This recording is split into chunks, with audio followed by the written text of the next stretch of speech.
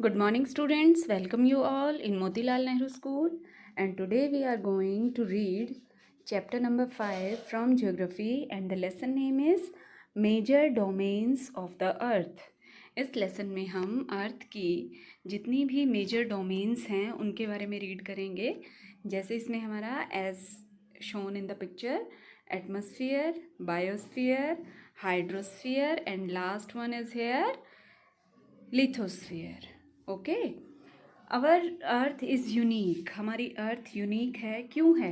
क्योंकि यहीं पे लाइफ है. अर्थ ही एक ऐसा प्लेनेट है जहाँ लाइफ है. क्यों है यहाँ लाइफ? क्योंकि यहीं पे लैंड, वाटर एंड एयर, ये तीनों चीज़ें पॉसिबल हैं. और इन्हें हम क्या बोलते हैं? Lithosphere, hydrosphere and atmosphere. The fourth one is there, that's name is biosphere. In biosphere all these three sphere comes. मतलब लिथोस्फीयर, हाइड्रोस्फीयर और एटमॉस्फेयर तीनों बायोस्फीयर के अंडर आते हैं, क्योंकि इसी में लाइफ है. किसकी? जहाँ प्लांट्स और एनिमल्स एग्जिस्ट करते हैं. The four realms are not discrete and separate. इन चारों को, इन फोर डोमेन्स को अलग नहीं किया जा सकता. So first we will read about lithosphere. Lithosphere क्या है? लिथोस्फीयर अर्थ की सबसे अपर मोस्ट लेयर है, जिसमें हमारे रॉक आते हैं, सॉयल आते हैं, लैंड आती है, और इन सभी को लिथोस्फीयर कहा जाता है. लैटिन भाषा में लिथो का मतलब है रॉक या स्टोन. इसके अंदर हमारे लार्ज एरियाज आते हैं जिन्हें कॉन्टिनेंट कहते हैं. ओशन भी, रिवर भी, बेसिन, आइलैंड, सभी चीज़ें किसके अंडर आती हैं? लिथोस्फीयर के. The outer solid layer of the earth on which we live is known as the crust of the earth. Earth की क्रस्ट उसे बोला जाता है जिसके ऊपर हम रहते हैं. Okay, the crust has two different layer. Crust की 2 लेयर्स हैं जिसे सील और सीमा बोलते हैं. SI का मतलब सिलिका और AL का मतलब एल्यूमिनियम. सीमा दूसरी क्या है? सिलिका और मैग्नीशियम. ये इनसे मिलकर बनी हुई है. The continents are present in the sial layer. जो कॉन्टिनेंट है हमारे वो सील लेयर के अंडर आते हैं. और underlying the continental sial is the crust called sima. Okay, next, the earth shell or lithosphere is made up of 12 major crustal plates and some minor ones.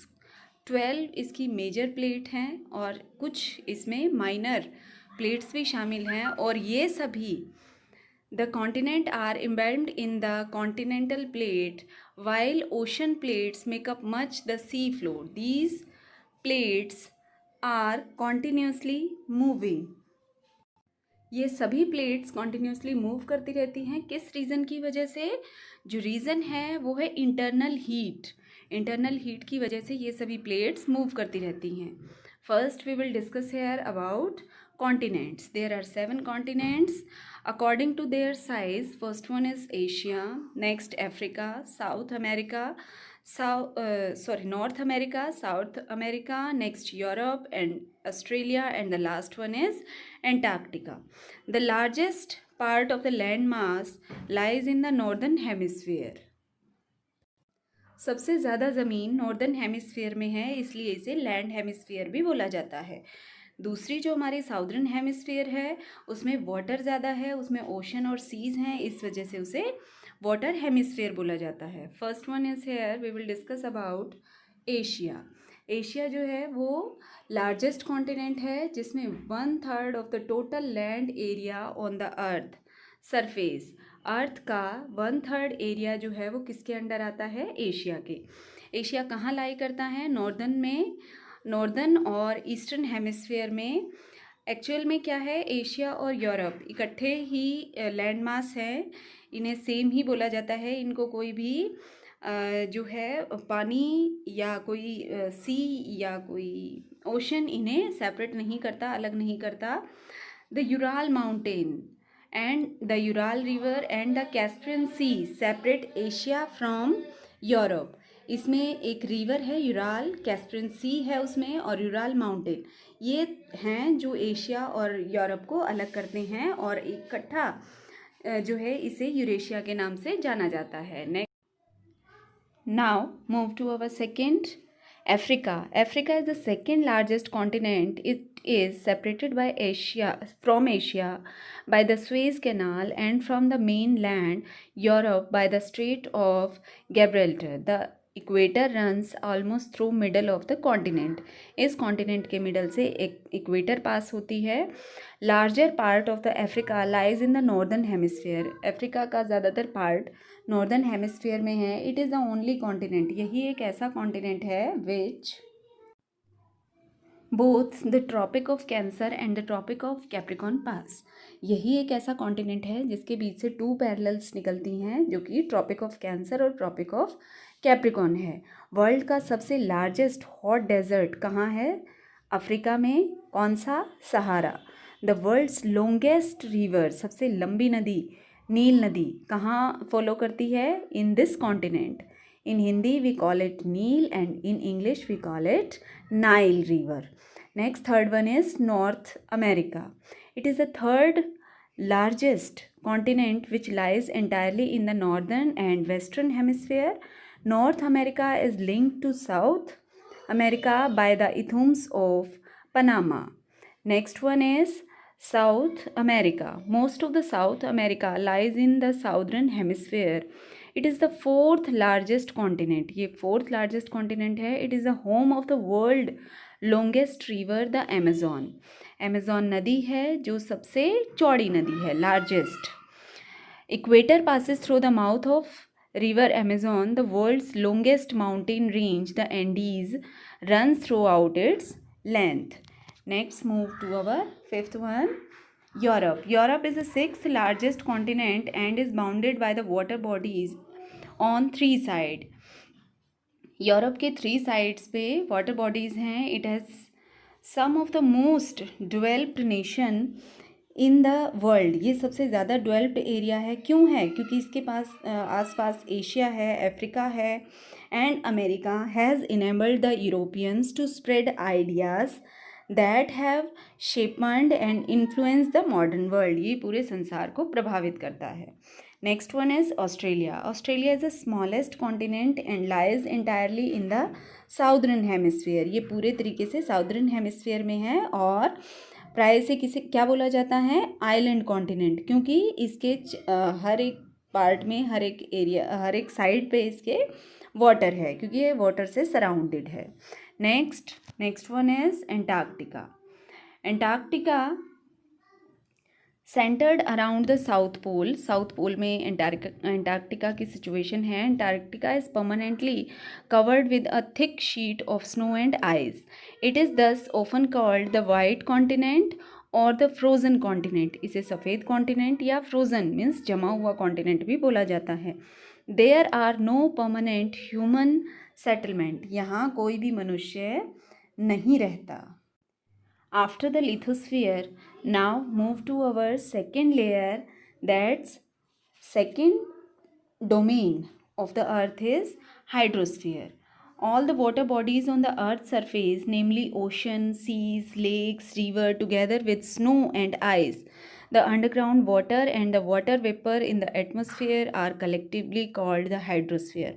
जो भी पानी से रिलेटेड बॉडीज़ हैं सभी हाइड्रोस्फीयर के अंडर आती हैं. The major part of the hydrosphere consist of the 4 oceans. 4 oceans हैं जिनमें ये पानी जो है वो है, जिसमें है first one is Pacific ocean, Atlantic ocean, Indian ocean and Arctic ocean. Some time the waters around Antarctica are described as the southern ocean. तो 5th वन इज़ एंटार्क्टिका, जिसे साउदर्न ओशन भी कहा जाता है. Ocean are not separated area of water. मतलब इन्हें हम separate नहीं कर सकते. जैसे कॉन्टिनेंट हैं वो एक दूसरे से सेपरेट हो गए हैं, तो जो वाटर है, जो कॉन्टिनेंट है, हमारे जो ओशंस हैं उन्हें हम सेपरेट नहीं कर सकते, वो सेपरेट नहीं हैं. But from our continuous ocean mass, these oceans have 97.3% of total water of the earth's surface. Only 2.7% is the fresh water stored as ice caps and glacier. Fresh water lakes, reverse and the underground water. मतलब total जितना भी पानी है वो 97.3 जो है वो ocean में है, और जो 2.7 है वही फ्रेश वाटर है, जो हमारे आइस हैं, जो हमारे आइस कैप्स हैं, ग्लेशियर हैं, फ्रेश वाटर लेक्स हैं, रिवर्स हैं, अंडरग्राउंड वाटर हैं, वहाँ लाई करता है। First we will discuss about the Pacific ocean. Pacific Ocean is the largest and the deepest ocean. It covers nearly 1/3 of the Earth's surface. Its deepest point is the Mariana Trench, which is over 11,000 metre deep. तो सबसे ज़्यादा गहराई कहाँ पे है इस ocean की? Mariana trench पे है, जिसकी गहराई 11,000 है। This ocean is bounded bye Asia and Australia. इसके आसपास एशिया और ऑस्ट्रेलिया, नॉर्थ अमेरिका है, साउथ अमेरिका है, और कहाँ कहाँ है? वेस्ट पार्ट में आ गए एशिया और ऑस्ट्रेलिया, और ईस्ट पार्ट में आ गए नॉर्थ अमेरिका और South America. The international date line passes through this ocean. इस ओशन के बीच से इंटरनेशनल डेट लाइन पास होती है। Second one is the Atlantic ocean. It is the second largest ocean. ये दूसरा लार्जेस्ट ओशन है, but about half the size of the Pacific ocean.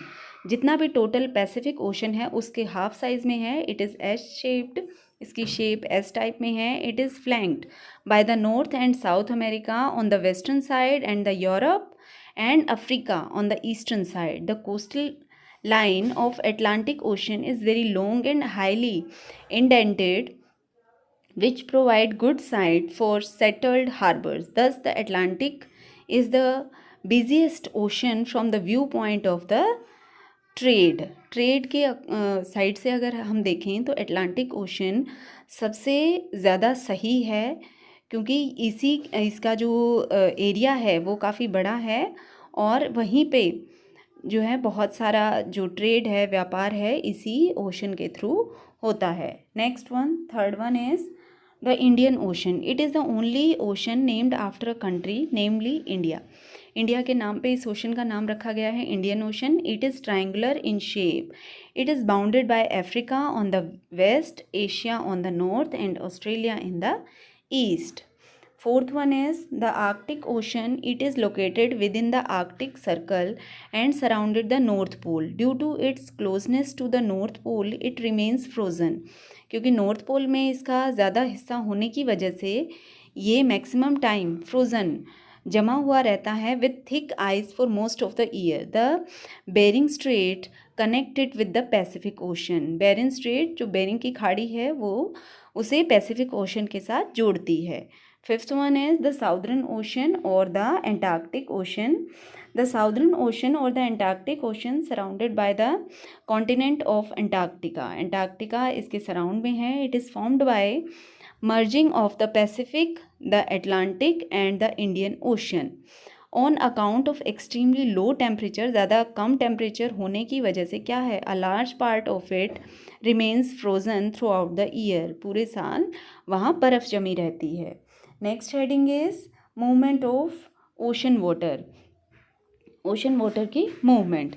The water of the ocean is never still, कभी still नहीं रहता, it always moving. Ocean water has 3 distinct movement. तो 3 type की उसमें movement होती हैं। कौन सी? Wave, tide and current. First one is wave. A wave is rising and falling of the surface water caused by pushing action of winds. हवा के बहुत प्रेशर की वजह से लहरों का ऊपर उठना और नीचे गिरना वेव कहलाता है। Next one is tide. Tides are regularly and alternate rise and fall of water twice a day. Tides होते हैं ज्वार जो ग्रेविटेशनल पुल है उसकी वजह से होते हैं ऑफ मून एंड द सन। जो हमारे चांद और सूरज हैं, मून और सन है, उसके ग्रेविटेशनल फोर्स की वजह से टाइड्स आते हैं किसमें? ओशंस में। Third one is ocean current are big stretches or streams of wave following regularly constantly by and in definite direction on the surface of the ocean. ये ओशन की surface पे एक डिफाइनाइट डायरेक्शन में permanently move करते रहते हैं।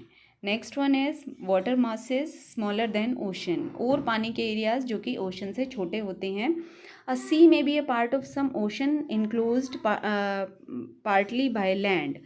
The world's largest sea include the South China Sea, the Caribbean Sea, the Mediterranean Sea and the Bering Sea. ये कुछ सीज हैं जो ओशन से अलग वाटर masses हैं. Next one is the Capricorn Sea, the Ural Sea and the Dead Sea are the inland seas. Next one, lakes are small water bodies surrounded by land, a part of ocean water that just jutes into the land is called gulf.